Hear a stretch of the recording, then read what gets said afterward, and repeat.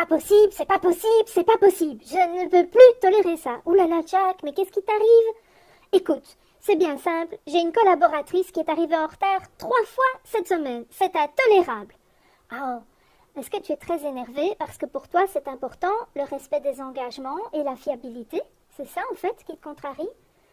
Mais oui et non, c'est un peu plus compliqué que ça, Gigi, parce que tu vois, en fait, cette dame, son mari l'a quittée il y a quelques mois, et je sais qu'elle est seule avec 3 enfants, et que c'est vraiment difficile pour elle de gérer tout, tu vois, la gestion des enfants, qui sont souvent malades parce qu'ils sont jeunes, et le travail arrivé à l'heure. Ah, donc en fait, est-ce que tu es en train de me dire, Jack, que tu es partagé, en fait, qu'il y a une partie de toi qui aimerait justement faire respecter les engagements et pouvoir nourrir ton besoin de confiance et de fiabilité de la part de tes collaborateurs, et qu'en même temps, il y a aussi une part de toi qui aimerait être dans plus d'humanité, de souplesse et de flexibilité, c'est ça? Oui, c'est tout à fait ça, mais tu vois, Gigi, si je tolère ça de cette dame, avec beaucoup de compréhension, mais ça va être le chaos et l'anarchie. Comment est-ce que je peux alors l'accepter, le refuser à d'autres? Si je le dis oui à elle, je vais devoir dire oui à tout le monde, mais alors ils vont tous arriver en retard.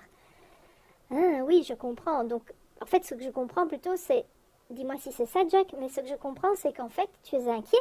Tu aurais besoin de sécurité et de paix, de confiance, que si tu fais preuve d'humanité vis-à-vis de cette dame, en fait, tu ne vas pas avoir l'anarchie dans le reste de l'équipe, c'est ça? Oui, et j'imagine qu'il y a aussi peut-être un besoin d'équité, de justesse par rapport à chacun de tes collaborateurs. C'est ça qui est important pour toi? Oui, c'est tout à fait ça. Et comment tu te sens maintenant que tu as identifié ces besoins? Mais écoute, je me sens apaisée. Je vois plus clair dans ce qui se passe pour moi. Et en fait, mais je suis quand même encore un peu partagée. Je ne sais pas quoi faire. Alors, dis-moi, Jack, en t'écoutant là, tu as identifié 2 parties de toi. Une qui aspire à de l'humanité, de la compréhension, de la flexibilité, et l'autre qui aspire à la paix et à la sécurité et à l'équité. Quelle est celle qui est la plus vivante pour l'instant pour toi? Attends, je m'écoute un peu. Bah écoute, Gigi, si je m'écoute vraiment, la part la plus importante pour moi pour le moment, c'est la part qui aspire à faire preuve d'humanité. Je sais que cette dame, elle vit vraiment quelque chose de difficile et j'ai envie d'être un patron humain. Ce serait une manière d'être alignée avec mes valeurs, tu vois.